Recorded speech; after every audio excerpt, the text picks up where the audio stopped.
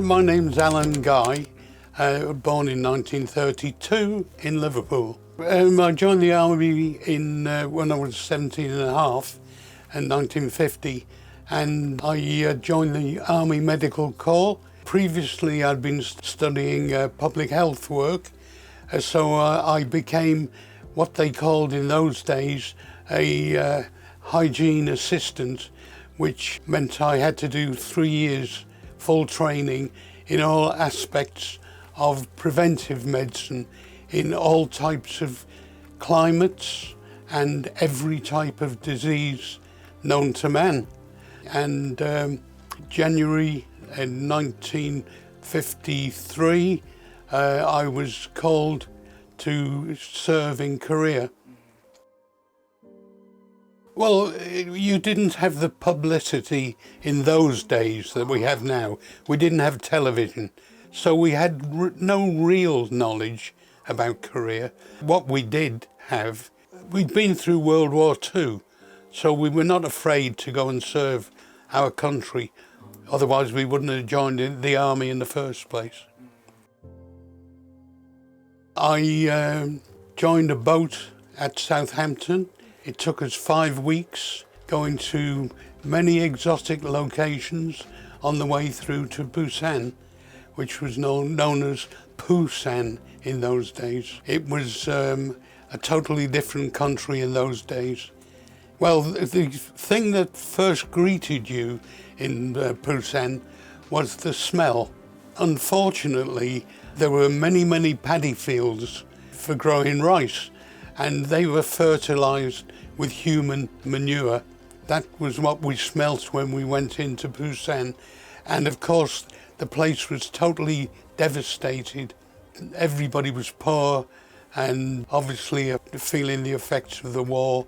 It was a far cry from, we expected that we were going to a foreign country which would be full of palm trees, blazing sunshine, and we could all relax on the beach. But it was a totally different place when we got there. I arrived in January and it was bitterly cold. I remember the boat was pulling in to Busan Harbour, and the wind was howling, and we were dressed in just normal battle dress. We hadn't had any winter clothing issued us at the time, so it wasn't a good introduction, let's put it that way. We stayed in Busan for a very short period of time, and I was sent as part of an advance party somewhere north of Uijeonbu. I could never tell you where it was. We set up a base camp, 3 of us, and we had to stand on guard all night, every 3rd night, in case of any enemy infiltrating. It was bitterly cold. We couldn't have a fire. We had a tiny tent, which 2 were sleeping in, 1 was on guard, and I was on guard, and there was a stream running alongside, and a light kept coming towards me.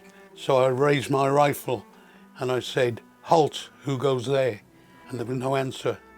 So I said, "Halt, who goes there?" Still no answer. And I was becoming very afraid. And then a firefly came past my ear. So I was totally relaxed after that. It was quite a worrying time. I remember that vividly. But however, eventually the remainder of the unit came to join us. We were a 30-strong section, totally independent of any other troops. We had an officer, we had a sergeant major, and we had a staff sergeant, 3 sergeants, of which I was one, and we had our own Royal Engineers and our own cook and our own drivers. On a daily basis, the 3 sergeants used to have to go to the front line to visit any of the Commonwealth troops. You know, I visited the Welsh Regiment, the Black Watch, and Hill 355, and saw a little action where a plane was napalming one of the hills alongside.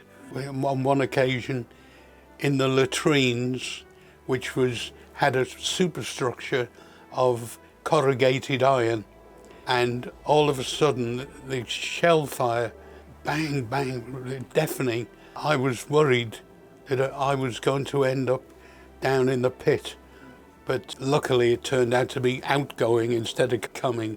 I didn't know the difference at the time. If you're talking about MASH, it was nothing like MASH. And there's only one time I went to the MASH because I had this operation done there. You didn't go into like a plush hospital. We were outside and there was a table and we were all in a queue, those of us with the minor injuries. And I had to put my hand on a table and then they gave me anaesthetic, opened it up, and then when they eventually stitched it, they didn't use stitches that dissolve. It was like fused wire. It went through and was twisted at the end, which was okay until you tried to take it out, because the wire, it was, but the job was done and my hand's strong as it ever was.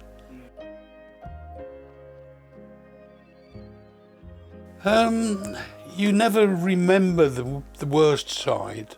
I remember being in a jeep travelling under enemy observation, and it was following the monsoon period and there was a lot of stagnant water, and we ran into a hole, a shell or mortar hole. I can remember sitting still in the seat in the jeep up to here in water, muddy water.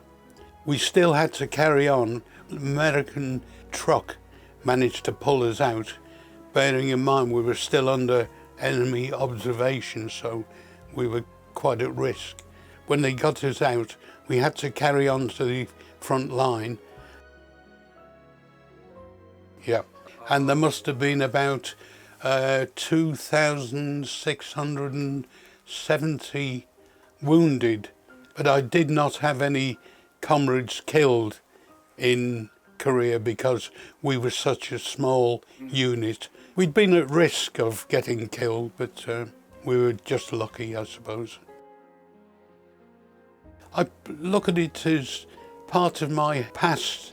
It's all past history, which if it hadn't have happened, I wouldn't be here with you today talking. So it has a positive side.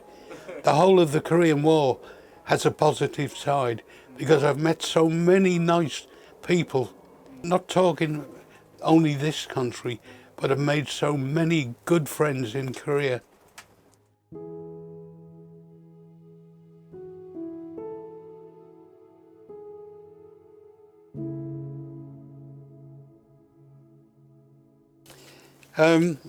That particular one was a place called Choksong Gyeonggi-do. It was in front of a minefield.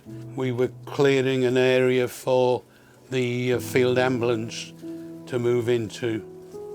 That one was taken at Busan after I'd had the operation on my hand, and I'd been moved down to Busan for rest and recuperation, and that was my driver.